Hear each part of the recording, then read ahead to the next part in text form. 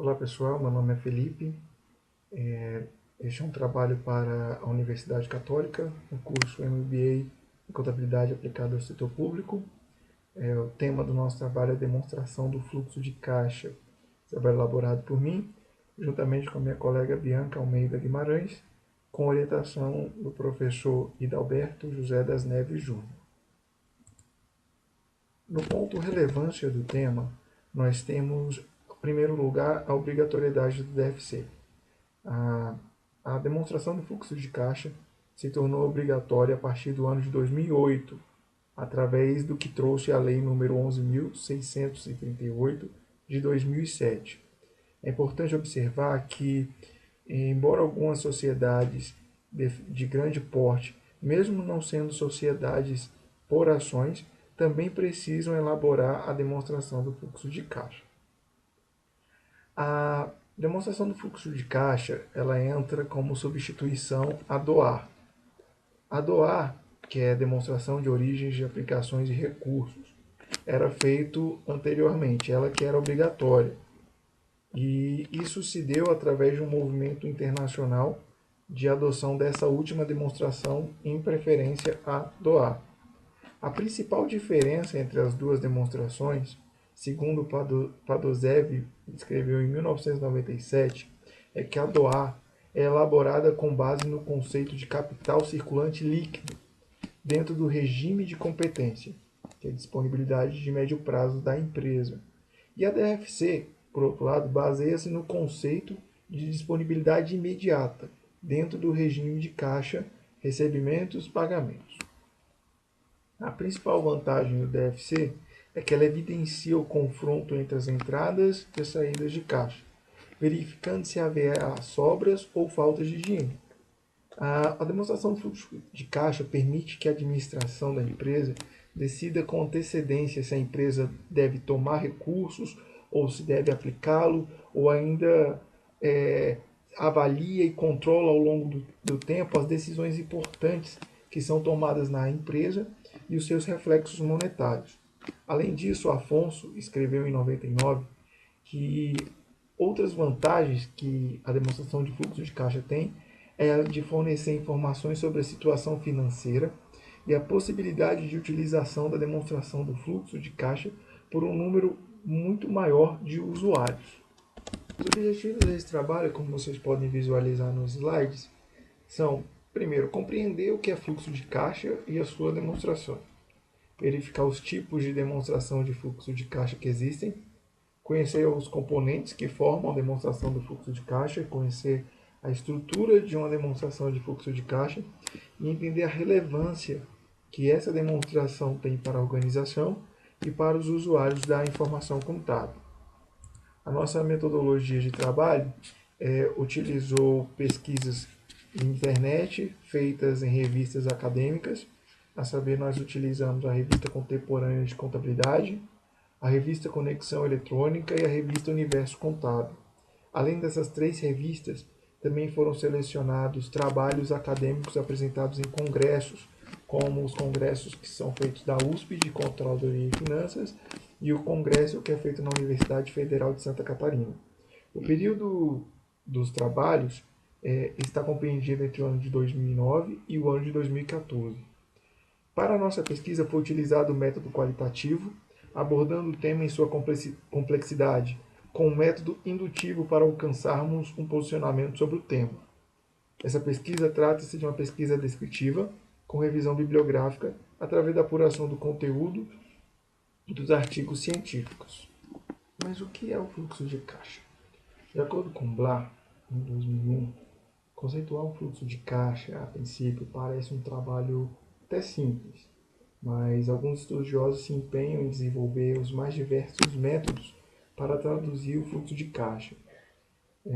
Por hora, Blah define que ele é o total de entradas e saídas que ocorreram em um determinado período no caixa. Para Zdanovsky, desculpe se a pronúncia estiver errada, o fluxo de caixa é o conjunto de ingressos em desembolsos de numerário ao longo de um determinado período, bem semelhante. Post, em 2007, escreveu que ele adiciona que o fluxo de caixa transforma-se em um fator essencial para todas as decisões da empresa, pois uma vez que ele foi estabelecido, é vital para a visão, os valores, a missão, os objetivos, bem como oferecer suporte de informação nas estratégias de longo prazo. Gitman, em 2004, também salienta que o fluxo de caixa é o tema e preocupação básica do administrador financeiro, tanto na gestão das finanças no dia a dia, quanto no planejamento e na tomada de decisões estratégicas voltadas para a criação de valor para o acionista. Pois do ponto de vista financeiro, as empresas precisam preocupar-se tanto com o fluxo de caixa operacional para a tomada de decisões, como o fluxo de caixa livre para análise do mercado de capitais. Um outro ponto importante é a demonstração do fluxo. O que é a demonstração do fluxo de caixa? A demonstração, a DFC, é um instrumento que possibilita mostrar de forma direta ou indireta as mudanças ocorridas no caixa da empresa, demonstrando as entradas, saídas de dinheiro, ou seja, os reflexos no caixa da empresa, desde o momento que sai da demonstração de resultados até o balanço patrimonial.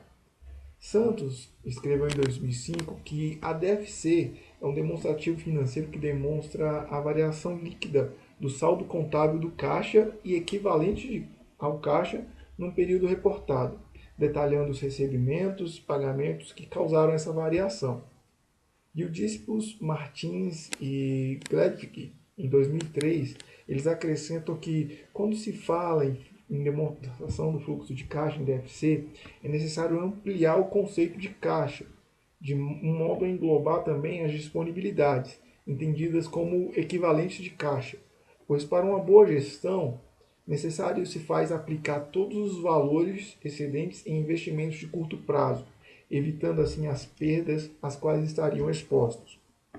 Já Marion, ele complementa essa ideia que foi dita agora, dizendo que, a rigor, a intitulação de DFC, demonstração do fluxo de caixa, não é o título mais correto, uma vez que englobamos as contas de caixa e bancos. Dessa forma, o mais adequado seria denominar demonstração do fluxo de disponibilidades ou de disponíveis. Nós temos tipos de demonstração de fluxo de caixa, que são os métodos de elaboração. Temos a elaboração do método direto e o método indireto. O método indireto da demonstração do fluxo de caixa consiste em classificar os recebimentos e pagamentos de uma empresa utilizando as partidas dobradas, gerando informação com base em critérios técnicos, eliminando qualquer interferência da legislação fiscal. Quais são as vantagens do método direto? O método direto ele cria condições favoráveis para que a classificação dos recebimentos e pagamentos siga critérios técnicos e não fiscais. Permite a cultura de administrar pelo caixa seja introduzida mais rapidamente nas empresas. As informações de caixa podem estar disponíveis diariamente neste método. Quais são as desvantagens do método direto? O custo adicional para classificar os recebimentos e pagamentos, que se torna elevado, a falta de experiência dos profissionais da área contábil e financeira em usar as partidas dobradas para classificar os recebimentos e os pagamentos. E o método indireto? O que seria o método indireto da DFC? No método indireto, as variações no caixa decorrentes da atividade operacional são identificadas pela mudança no capital de giro da empresa. Marion, em 2003, considera esse método considera que ele mostra quais foram as alterações no giro, ativo circulante e passivo circulante, que provocaram aumento ou diminuição do caixa, sem explicitar diretamente as entradas e saídas de dinheiro. Quais são as vantagens do método indireto? O método indireto ele apresenta um custo menor, apresenta um baixo custo. Basta utilizar dois balanços patrimoniais, do início e do final do período, e a demonstração de resultado e algumas informações adicionais obtidas na contabilidade. Outra vantagem é que ele concilia o lucro contábil com o fluxo de caixa operacional líquido, mostrando como se compõe essa diferença. As desvantagens do método direto são que o tempo necessário para gerar as informações pelo regime de competência, só depois e somente depois disso convertê-las para o fluxo de caixa, pois se isso é feito uma vez por ano, podemos ter surpresas desagradáveis de maneira que seja tarde para a apuração. Outra desvantagem é que há uma interferência da legislação fiscal na contabilidade oficial. E geralmente há um método indireto, o método indireto ele vai eliminar somente parte dessa distorção. Quais são os componentes da estrutura de uma DFC? Bem, o fluxo de caixa ele tem classificações pelo período.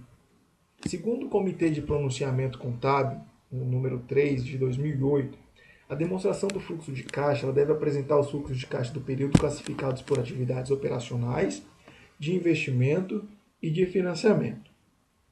Nas atividades operacionais, o caixa é gerado pela venda de bens e serviços, tendo como subtração as despesas operacionais, os impostos e as participações e alguns outros.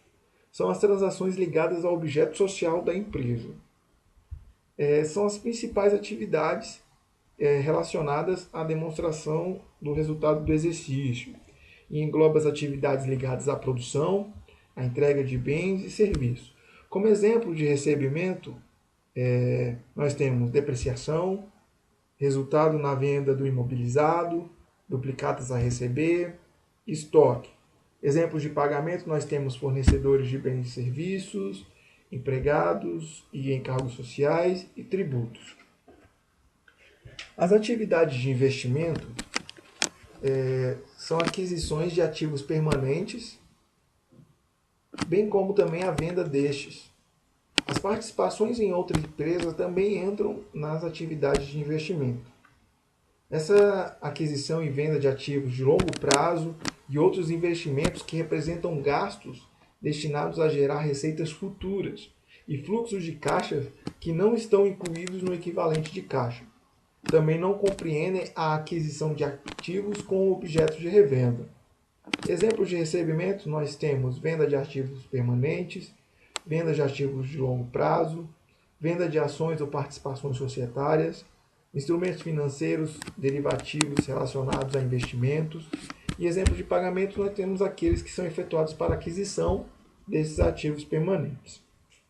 E por último, nós temos as atividades de financiamento. As atividades de financiamento, as empresas obtêm caixa através de financiamentos e aportes de capitais. As amortizações de financiamento e o pagamento de dividendos aparecem também neste item. A captação de recursos e a amortização dos recursos captados. São atividades que resultam na mudança no tamanho e na composição do PL, do patrimônio líquido, e empréstimos a pagar da entidade, que representam exigências impostas a futuros fluxos de caixas pelos fornecedores de capital à entidade. Como exemplo de recebimentos, nós temos a integralização de capital, colocação de títulos a longo prazo, por exemplo, debêntures, obtenção de empréstimos. Exemplos de pagamento, nós temos pagamentos acionistas ou cotistas por lucro, dividendos, juros sobre o capital próprio, acionistas ou cotistas por reembolso do capital e os bancos, outras instituições financeiras em decorrência dos empréstimos tomados. Nas nossas considerações finais, nós gostaríamos de destacar 4 pontos. Primeiro, o ganho para os usuários com o uso da DFC conforme as normas internacionais de contabilidade. De acordo com NIC 7, uma demonstração do fluxo de caixa, quando usada juntamente com os restantes das demonstrações, proporciona uma informação que facilita aos utentes avaliar as alterações nos ativos líquidos de uma empresa, a sua estrutura financeira, a sua capacidade de poder afetar as quantias e a tempestividade dos fluxos de caixa, a fim de se adaptar às circunstâncias e oportunidades de mudança.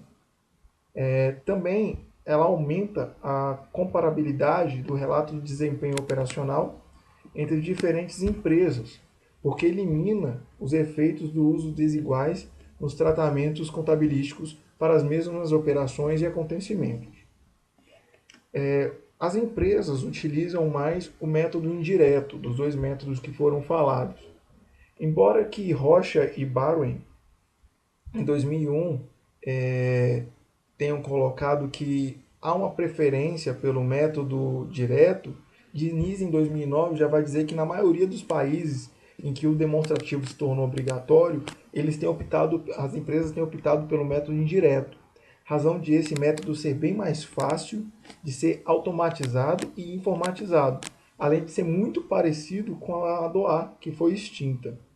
Alguns problemas que a gente tem com a DFC é que ainda há uma certa a falta uniformidade nas apresentações da DFC e o não cumprimento por parte de empresas analisadas quanto às orientações para a classificação e divulgação dos elementos que compõem as atividades de fluxo de caixa. Por último, a importância da DFC. A DFC, que veio em substituição à DOA para criar condições favoráveis às empresas brasileiras, visando conciliar as práticas contábeis aplicadas aqui no Brasil com os principais mercados financeiros do mundo. A DFC proporciona informações muito importantes para que os usuários avaliem a estrutura financeira da empresa. E comparado a outros relatórios contábeis, tem visto o seu diferencial nos relatórios de desempenho operacional, uma vez que reduz os efeitos decorrentes do uso de diferentes tratamentos contábeis para as mesmas transações. Portanto, é imprescindível a elaboração e divulgação dessa demonstração, por ser um instrumento em que o gestor e o analista de mercado vão ter ao seu alcance para, junto das demais demonstrações, poderem tomar decisões com maior segurança.